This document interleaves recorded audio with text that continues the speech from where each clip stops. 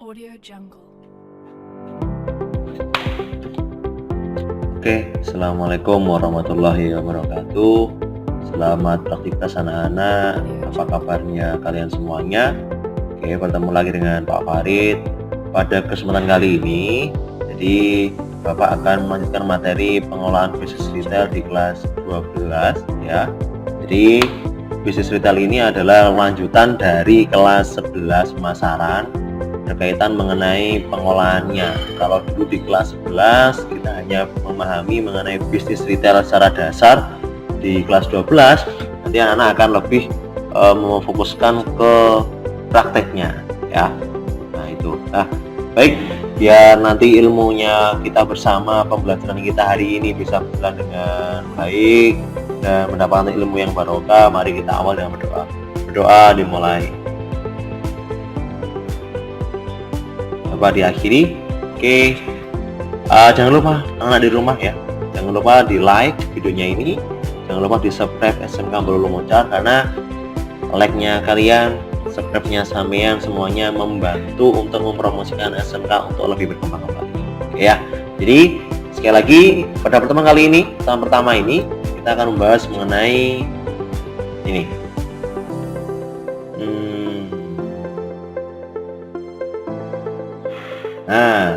Menganalisis public relation dalam bisnis retail. Nanti anak-anak selama pertemuan kali ini silakan nanti ketika nanti ada pertanyaan mengenai public relation bisa ditulis dulu di bukunya, karena keterbatasan jarak dampak dari pandemi COVID-19 kita tidak bisa tetap muka, tapi dengan media pembelajaran online melalui YouTube seperti ini, Bapak berharap semua hal yang mungkin anak-anak di rumah nggak pahami bisa anak-anak tulis. Nanti ada sesi tanya jawabnya sendiri ya. Oke, dengan KD tersebut apa aja sih harus kita pahami untuk pertemuan yang pertama ini? Nanti anak-anak harus memahami terlebih dahulu apa itu public relation, yang kedua apa aja sih kegiatan dalam public relation, dan terakhir adalah strategi apa dalam public relation yang mungkin nanti bisa anak-anak ambil dan bisa anak-anak praktekkan di rumah ya. Oke, langsung aja. Public relation yang pertama menurut Scott M. Catlett, Allen Henry Center pada tahun 2008, bahwasanya public relation adalah seluruh kegiatan dalam fungsi manajemen yang digunakan untuk menilai sikap, identifikasi kebijakan, serta bagaimana prosedur dalam suatu perusahaan dalam melaksanakan kerja. Itu adalah namanya public relation. Jadi kalau anak-anak mungkin pernah melihat di kelas 2 ketika prakerin ya, public relation itu apa? Itu hampir sama dengan sistematika yang ada di kerjaannya kita, baik itu mungkin di kantor atau mungkin di lapangan yang ada manajemen organisasinya, maka itu dimatakan sebagai public relation. Sebentar aja ngomong, aku rekaman ya, maaf anak-anak ada yang mengganggu Bu Mutiara ya. Oke, yang berikutnya kegiatannya apa aja sih public relation itu? Yang pertama dengan kita memberikan citra yang terbaik dalam masyarakat. Ada apa? Sebentar, sponsor dulu ya anak-anak ya. Nelpo yes, ya, citra yang baik. Citra baik itu apa? Jadi kita memberikan kesan yang terbaik kepada, mungkin bisa kepada teman kita di perusahaannya, atau mungkin kepada atasan kita atau di bawah kita. Itu adalah contoh dari public relation yang good. Yang nomor 2 adalah etikat yang baik, dimana setiap kegiatan dalam public relation harus niati dengan niat yang terbaik. Iya, Sabri, maaf anak ganggu, ada Bu Mutiara. Etikat yang baik, artinya apa? Dengan etikat yang baik, maka nanti hasilnya dalam kegiatan perusahaan, produksi akan maksimal, karena dilandasi dengan niat yang baik atau mulia. Yang ketiga adalah saling mengerti, artinya apa? Apapun jabatan kita, apapun fungsi kita dalam perusahaan, harus saling pengertian, baik itu yang atasan atau pimpinan kepada bawahannya, atau bawahan kepada mungkin teman kerjanya, baik itu yang baru atau udah lama, itu harus saling pengertian.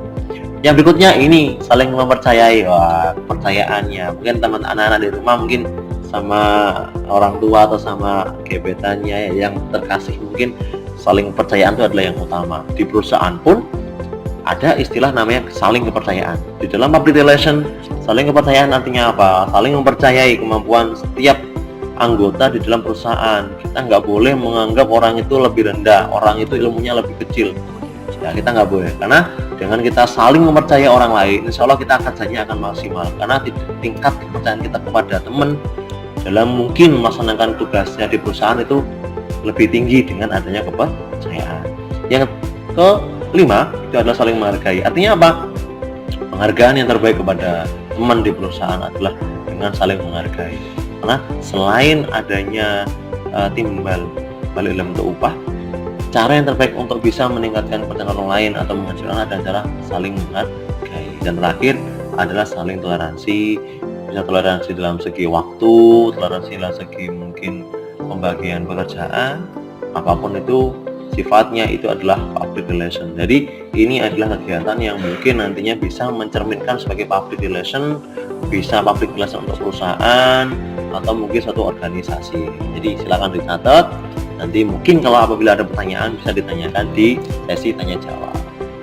Yang terakhir adalah strateginya. Strateginya gimana sih agar public relation itu bisa berjalan dengan baik? Yang pertama adalah dengan menciptakan kesadaran dengan memuat berita sebuah produk. Jadi dengan kita memberikan berita yang positif kepada masyarakat atau konsumen tentang produk kita, itu adalah strategi yang terbaik dalam public relation. Apalagi di zaman yang modern ini kita bisa memberikan berita kepada seluruh orang di dunia bahkan ya melalui media sosial, bisa dalam untuk mungkin Instagram, Facebook dan sebagainya. Yang kedua, strateginya adalah dengan membangun kesan kepada konsumen. Berikan kesan yang terbaik. Jangan sampai kita hanya baik di promosi, di beritanya, tapi barang yang kita jual kepada konsumen itu sifatnya adalah tidak real, tidak sesuai dengan di promosinya, maka itu bisa memberikan kesan yang buruk kepada konsumen. Nah, apalagi ketika nanti ada konsumen yang bertanya kepada kita, baik itu di kondisi retailnya atau melalui via telepon, kita berikan komunikasi yang terbaik dengan bahasa yang terbaik. Yang ketiga adalah tenaga penjualan yang ada di motivasi. Artinya apa? Di dalam public relation kita khususnya kepada pimpinan atau kepala bagian harus setiap hari, setiap waktu untuk memberikan motivasi.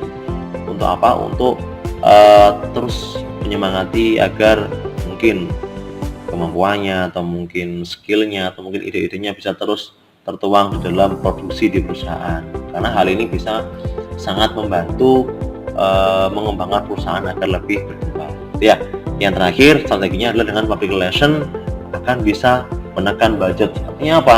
Public relation itu adalah salah satu kegiatan yang saya rasa sangat berguna untuk perusahaan yang ingin mempertahankan budgetnya atau keuangannya agar stay di posisi yang bagus.